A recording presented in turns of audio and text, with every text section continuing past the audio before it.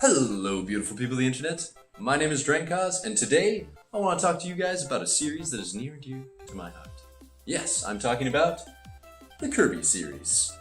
This cute little pink buff ball is beloved by many, and I believe his series needs a real good looking into. So we're going to figure out where each game brought the series up and which ones dragged it down as we look through every main series Kirby game, which includes these games, but not these games. I hope you'll enjoy as we play through each main series Kirby game and figure out the perfect Kirby sequel as we look through the series evolution of Kirby in this episode of Serilution.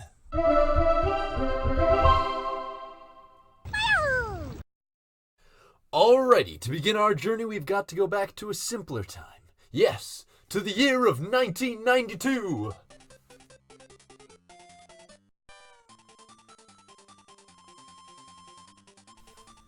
Here we are in 1992. Kirby's Dream Land was released on Nintendo's very first handheld, the Nintendo Game Boy. It was a very simple game, even by Kirby standards. There were 5 worlds to explore, and the goal was simply to get to the star door at the end of each, and beat the 5 bosses along the way. On this journey, Kirby had 4 main techniques: jumping, floating, inhaling, and the spit star. But wait, I hear some of you thinking, what about his famous 5th technique? You know, the copy ability? The one that made him famous? Well, those of you who've played Kirby's first game would know that only in his very first game, Kirby did not have this ability. He could swallow enemies, but when you did, nothing happened. No copy abilities here. The closest thing to the copy ability would be the super spicy curry that lets you spit fire for the limited time. Other than that one exception, Kirby was simply a platformer where you could spit out enemies and inhale them. And I feel as though this lack of the copy ability made for some very compelling and interesting gameplay that is essential for understanding the Kirby franchise as a whole.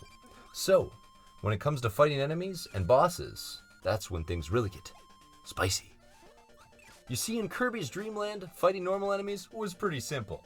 You had 3 moves at your disposal to take them out. You could either A, suck up an enemy, B, spit out a previously sucked in enemy, or C, jump twice in the air, inhale air, and then spit it out at the enemy to kill them. Both B and C take a little bit of planning, so it's most likely that you'll go with the easy option. Option A, sucking up an enemy.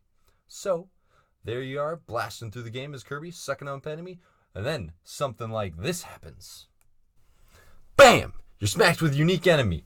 Scarfies and Gordos are all over the place, and they're making you lose health, and you're getting frustrated because you can't just run through the game anymore, and things aren't as simple, and nothing's as easy as it used to be, and why does everything gotta be so hard even in Kirby?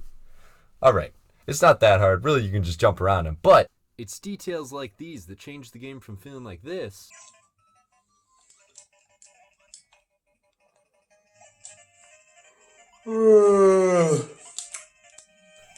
to feeling more like this. But, know what's even more engaged in a Kirby game? Do you want to know? It's the bosses! You see, in Kirby's Dream Land, you can only defeat bosses by countering their attacks. And let me explain what I mean. When bosses attack, usually they leave a star effect behind, which you can then suck up and spit back at them. For me, it feels like I'm a knight, waiting for my enemy to strike, and then I, ching, reflect his blow and knock him off balance. It's really satisfying stuff. So, in quick summary of the first game, we have a relatively simple platformer with easy combat, with the exception of unique enemies and boss fights, where the players are forced to test their skills and think on their feet. Alrighty-o, it's time for the sequel that solidified Kirby as an icon, arriving in just the next year. To 1993, swoosh! This game was called Kirby's Adventure, but also had a remake called Nightmare in Dreamland. And mainly because it's the prettier one, that's the footage we'll be using today. Switch.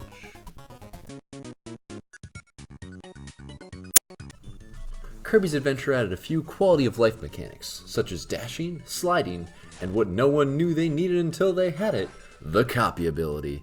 But let's not get ahead of ourselves. First, the dash. By simply double tapping a direction on the D-pad, you can move faster, which allowed for better pacing in the game and better mobility for Kirby.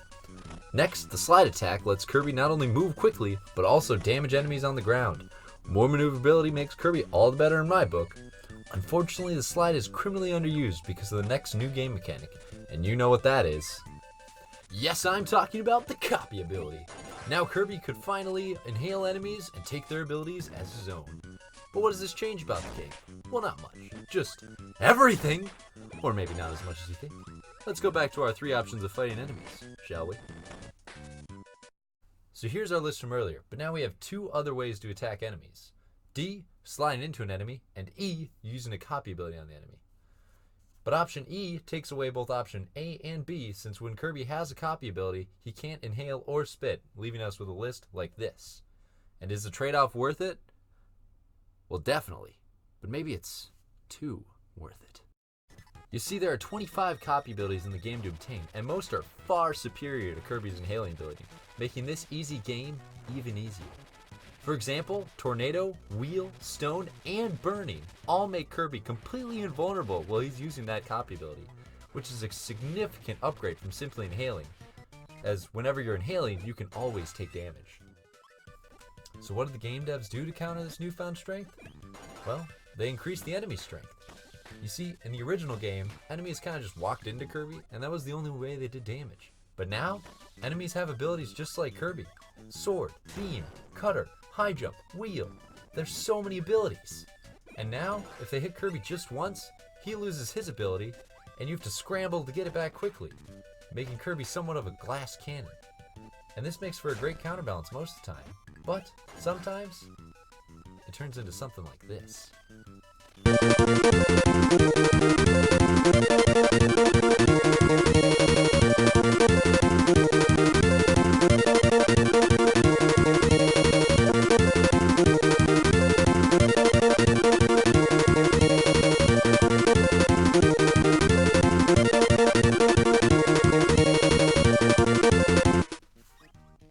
See how easy that was? It was a piece of cake to just fly through all those enemies.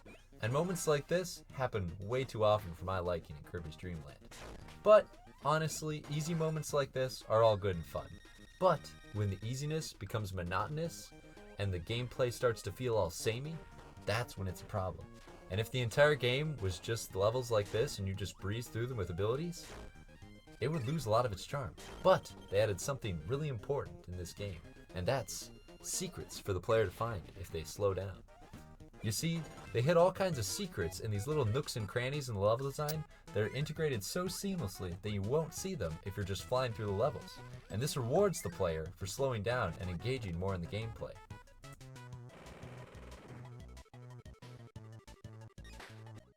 But copy abilities also greatly change one of the most exciting parts about the games: bosses. So let's look at 2 comparisons of bosses side to side. Here's Wispy from the olden days, and here's Wispy from Kirby's Adventure.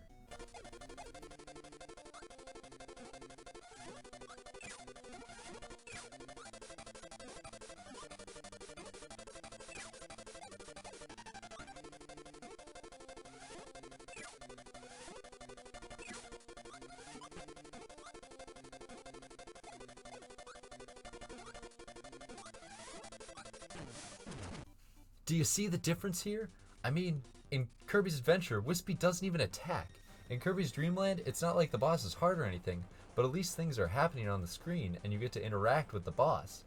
In the new version, it's just a cakewalk. There's no challenge.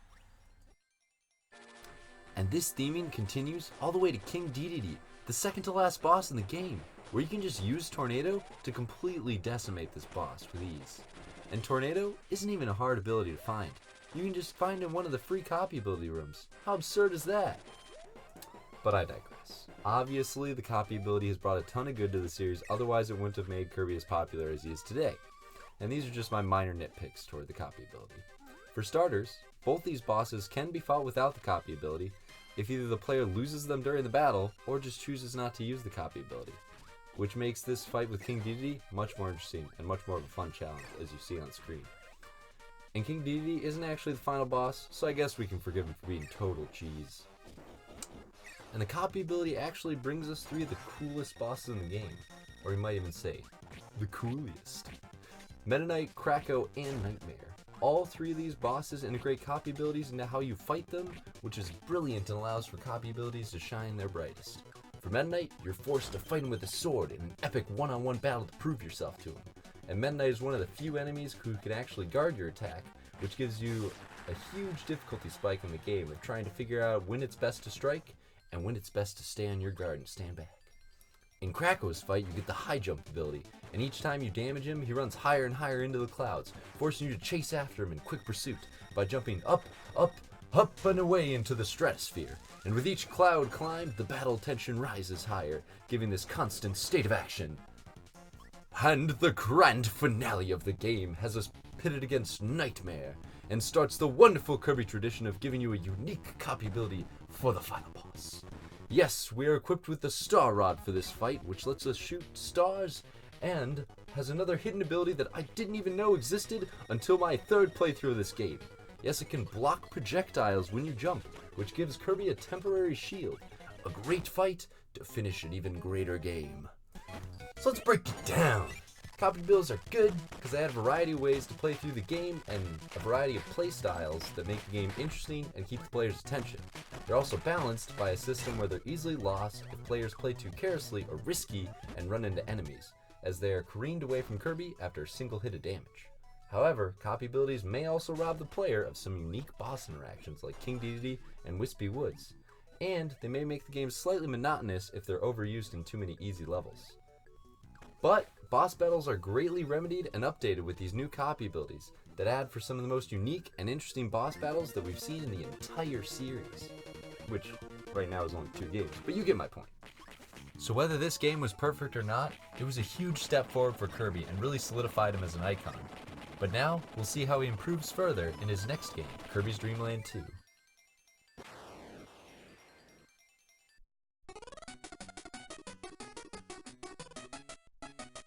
Kirby's Dream Land 2 was released in 1995, and we got our first introduction to mix and match combo abilities. Yes, unlike popular belief that Kirby 64 was the first game with mixing and matching abilities, it was Kirby's Dream Land 2 that did it first. There were 3 partners added that you could join up with, Rick, Kine, or Ku, and depending on which one you had and which standard copy ability you had, they would augment that power of the copy ability. An example of one of my favorites was Ku with electricity. He could light up the room and shoot a light bulb out as a projectile. Many of these abilities also aid the player in finding the game's collectibles, the Dream Shards, and it unlocked the true ending, which was a first for the Kirby series. So again, copy abilities are pretty easy to find, and they allow you to breeze through the game without much trouble. But once you get to the last world, you'll find something different. You'll find that the game devs actually took away most copy ability enemies, and instead, you just have enemies that don't give you abilities. They still attack Kirby in unique and more difficult patterns than the first game, but there is no reward for sucking them up. So if you lose your power in this last world, it's going to be a lot harder to play through than prior Kirby games, and actually added a nice note of challenge compared to earlier titles, which I could really appreciate. And the other addition to the game, partners, even though they strengthen up Kirby's normal copy abilities significantly, they also take away his ability to float, which means if you're near a pit or death spikes, you're in for a lot of trouble. And partner abilities aren't even allowed in the last boss fight. You're forced to get off them before you enter that final boss arena. Meaning, if you were planning to rely on those powered up partner abilities, you're out of luck.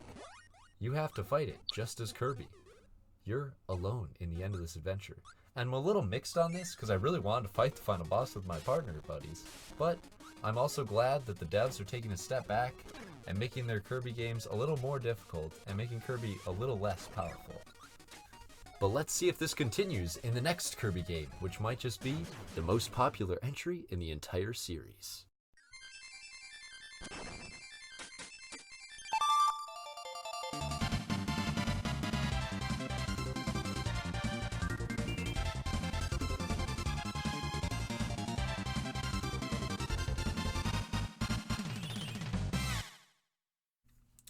Kirby Superstar Ultra was released in 1996 for the Super Nintendo, and was the first Kirby game ever to introduce copy building partners that walked alongside Kirby. Yes, with the simple press of the X button, you can now have a buddy join you on your journey. It could be either computer-controlled or player-controlled, making this the first Kirby game with multiplayer. Now, whether this partner ability was a good thing or not, will be seen in the future. But, for now, it was a wonderful implementation to Kirby, and allowed for some great multiplayer fun moments. Unlike previous titles, Kirby Superstar Ultra had several games within its one game. Now, most of these games just played like normal Kirby games, with world maps, level selects, and the sort, but there were a few that were quite different, and I'd like to talk about those briefly. First, there's the Great Cave Offensive, which mixes up the standard Kirby formula by introducing non-linear level design to the Kirby series. Now, the goal in this mode isn't simply to get to the end, but to find all the treasure buried within the Great Cave. This allows for some really interesting exploration and puzzle scenarios that will reward the player with treasure the more they explore and the more they solve. And that'll get you just a little bit closer to that 100% completionist bonus. And it's going to take quite a lot of effort to get there, as there is no map included in this mode, and you'll have to remember everything in your head. Second is Milky Way Wishes, which is the biggest game mode and has this staggering statement at the start. No copy abilities! NANI? As you can see, even inhaling normal copy enemies that will give you a copy ability grants you no powers. But the Kirby staple was not lost for long, as instead of getting these copy abilities from enemies, you can now get them from copy ability stands that are hidden in secret rooms along the world. So kind of like Great Cave Offensive, in this mode, you're exploring different planets to find these copy ability stands. And when you do, they're permanently added to your collection. You can call up with them whenever you need to, which kind of makes you feel like you're building this arsenal of Kirby powers that you'll be able to use whenever you need them. So now, puzzle obstacles that require a certain ability can just be called up by a simple press of the button instead of looking around for that enemy. It's a great way to make the player feel like they're growing stronger and make them experiment with a lot of abilities that they may have never used before, as you'll only have a certain small number of abilities at the start of the game. Less aimless wandering and more fun exploration is always good in my book. Okay, so things are going on a little long, so we're going to have to go through these next Kirby games in a lightning round. I'll just mention them briefly and go through the couple of changes that they did make. Alright, ready, set, let's go!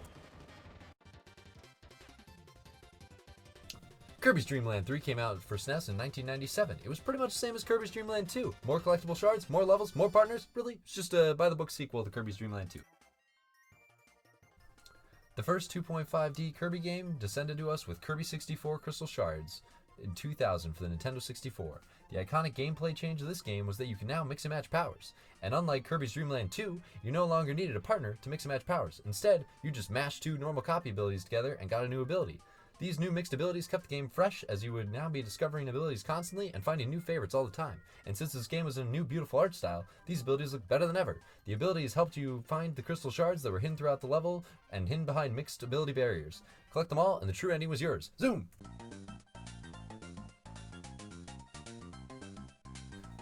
The next Kirby was a little unique, as it came out for the GBA in 2004, Kirby's Amazing Mirror, and tried to cash in on the multiplayer link cable craze. The only problem was, the cable craze wasn't as big as Nintendo thought, and really, nobody really played the 4-player mode, and it kinda got lost in history. The game's premise splits up Kirby into 4 mirror versions of himself, and although you only play as one, when you're in a tough spot, you can call up the other 3 Kirbys, and they can bring you food or life to help you defeat a tough boss. Also, this makes the game world feel a lot less isolated, as sometimes you'll run into your Kirby friends while exploring the world. And oh boy, the world! Let me talk about this world for a second. The world is huge, and it's just like the Great Cave Offensive, except supercharged. So, in the Great Cave Offensive, you don't have a map, and you kind of get lost easily, and it's really hard to find your way around. But in this game, you can find maps and chests, and other collectible goodies as well. There are skins, maps, music notes, and just so many things to find. It's so wonderful. The game is packed with 9 fully fledged worlds, and unlike the Great Cave Offensive, you can find your way around easily with the map system. And the map also tells you where you have and haven't been. This game is kind of like a Kirby Metroidvania, which I think might be my favorite Kirby style to date. Zoom!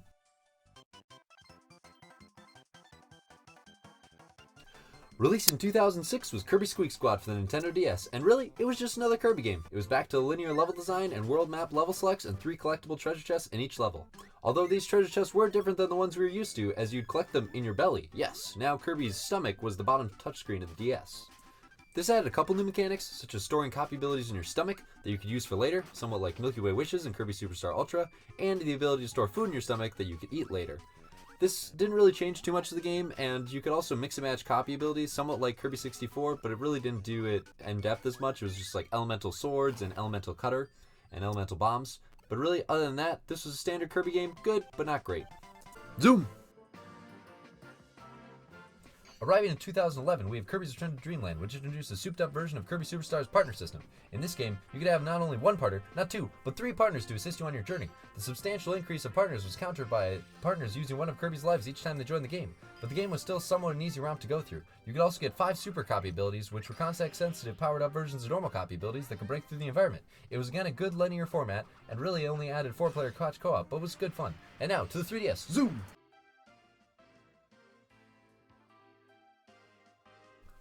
I'm gonna be honest, I wasn't originally planning on playing this game when I started writing the script, but I decided if I was gonna look at all the Kirby games, I'd actually look at all of them, and not just the ones I wanted to play. And what did I find when I played this game? Well, what I found was pleasant.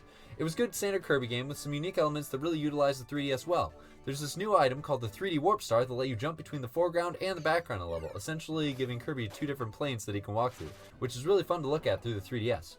And this game hit a lot of different things in this foreground and background. Enemies could jump between the foreground and background, puzzles were hidden in the foreground and background, big buses came from the foreground and background, hands pushed Kirby to the wall through the foreground and background, all kinds of things utilize this, and it made for some interesting and fun experiences. But really just a by the books Kirby game, but still pretty good in my mind. And on to the next 3DS game, zoom! Kirby Planet Robot came out in 2016 for the Nintendo 3DS, and they pretty much just took Kirby Triple Deluxe and slapped robots on it. I mean, the level design was the same, the collectibles were the same, the unlockables were the same, everything was just kind of samey for me. But if you like Triple Deluxe, you'll probably like Planet Robot. One of the main problems with Planet Robot is that it struggles to find an identity. All the levels and worlds feel kind of the samey because they're all just robot themed, except for a few interesting levels like Casino level and a Circus level, but the biggest letdown was that the game really didn't have any hook. I say this because Kirby Planet Robot uses a lot of the same stuff as Kirby Triple Deluxe. You can move between the foreground and the background, and there's a lot of 3DS gimmicky moments in the game. But Kirby Planet Robot doesn't do anything special with these. It just kind of does the same thing as Triple Deluxe, and most of the time, it even feels like it does less. And the big draw of this game, robots, weren't even that interesting. I mean, yeah, it's fun to punch your way through levels, but it's really slow, and it doesn't feel as good as normal Kirby gameplay, in my opinion. The only interesting ones were the Wheel, Bomb, and Jet, and one really cool one at the end that I won't spoil, so you can enjoy it for yourself. Great final boss, and a great ending, but it really didn't make up for the entire rest of the game. Just an okay experience for me. Zoom. So what's up with Star Allies? What made this one game make me go, whoa, hold on, what happened to Kirby? Is this what Kirby really is? And then go back and reevaluate the entire series by looking at each entry. Well, I'll tell you, it's right in the title.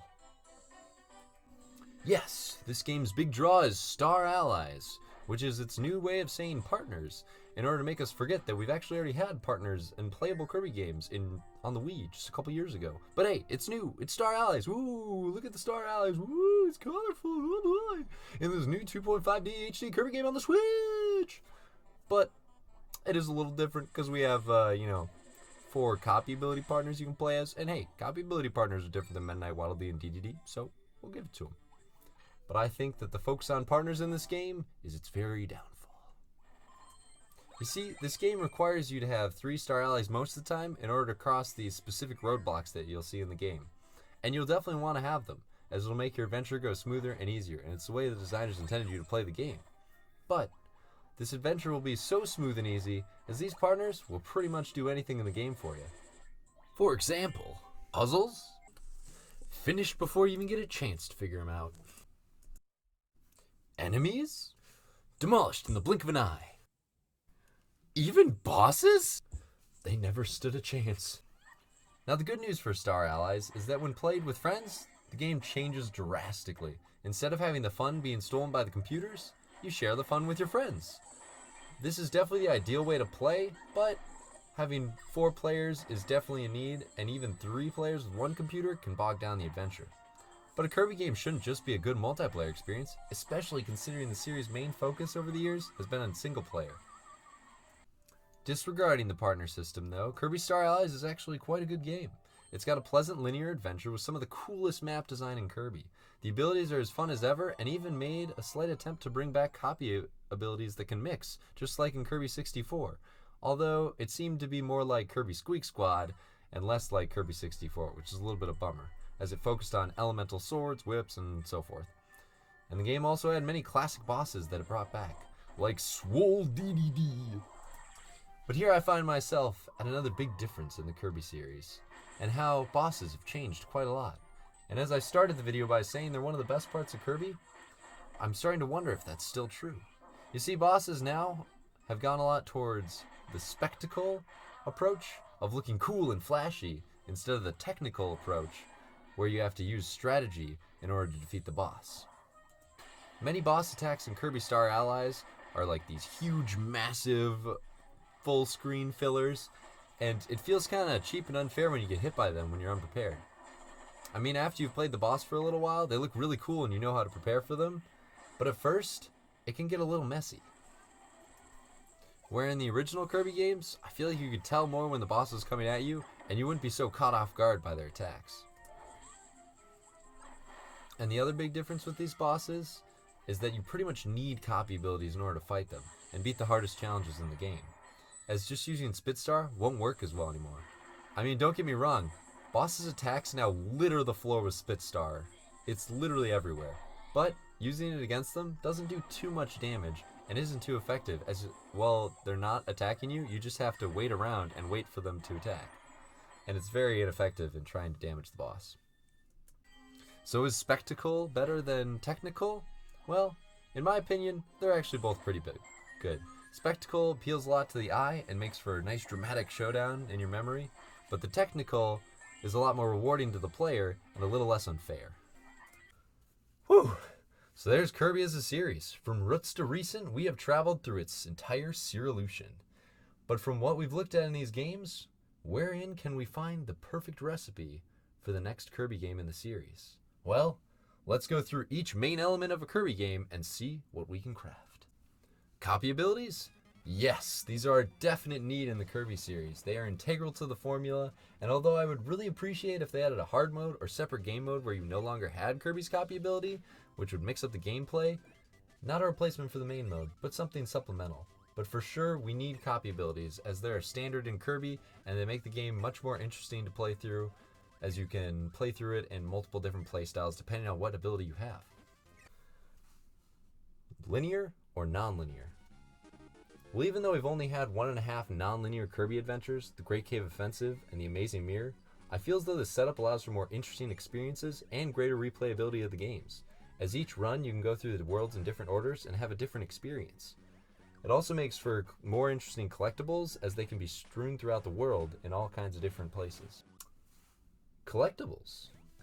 Well, if we're going to talk about non-linear collectibles that can simply be strewn about the map, I enjoy the way the mainline Kirby handles this, where the collectibles also unlock a true ending, a la Kirby Crystal Shards, Dreamland 2, and Dreamland 3. However, Amazing Mirror's collectibles of extra vitality points, skins, and maps should also be included, as those were also really fun to find. Partners? Now this really is the piece de resistance. Saying yes makes for great multiplayer Kirby fun, but saying no takes away all Kirby multiplayer. So, I think the best way to handle partners is like an Amazing Mirror. It may get a bit messy, but I feel like the setup allows for great freedom for all players. You're no longer tethered to player 1, as each player can go freely and explore out of the world. And when a player dies, they can simply be warped back to the starting area. Although I do think the cell phone could be reused again to call players together so they could fight a boss all as one cohesive unit. With all Nintendo games on console now, you could easily allocate each Kirby to a different switch, or have 4-player dynamic split screen, where they have normal split screen, but then the screens merge together when the two Kirbys come into the same room. Controls. Now, in my opinion, Kirby has moved a little slow in earlier years, so I hope they could pick up the pace a little bit and increase his speed. But his running, sucking up, spitting, floating, copy abilities, and movement all seems pretty good to me. 3D or 2D? So Kirby's always been a 2D game, except for, some of the weird spin-offs like Kirby's Air Ride, the best Kirby game ever, or Kirby's Blow Up Blast, the forgettable Kirby game. So I don't think that really has to change, but I think 2.5D looks more visually appealing, so we'll go with that one. Visuals. Now, of course, the most up-to-date visuals like Star Allies is the best, and that's really all there is to it. Now, Kirby's moveset has grown pretty large throughout the years. He can now slide, jump, float, inhale, spit, guard, dodge, air dodge. He has so many different abilities, and really, I think the dodge and air dodge are a little overused and a little underwhelming, as you can just sit there and take enemy attacks.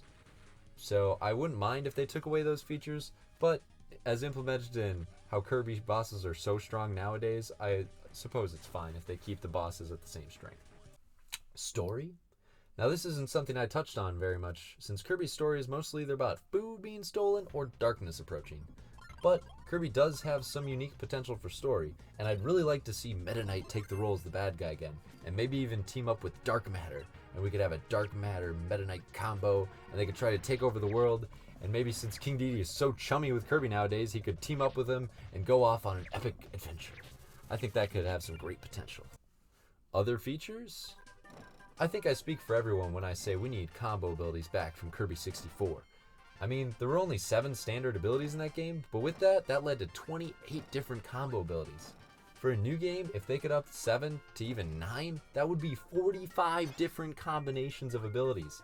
The possibilities are just insane, and I'd be so stoked to see how those abilities look now with our up-to-date graphics. There you have it.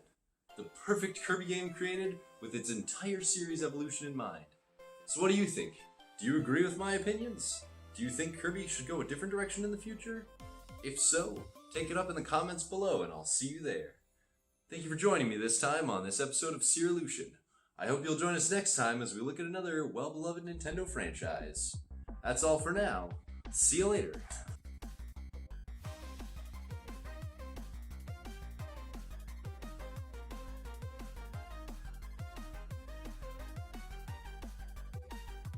There you have it. The perfect Kirby game. Kirby.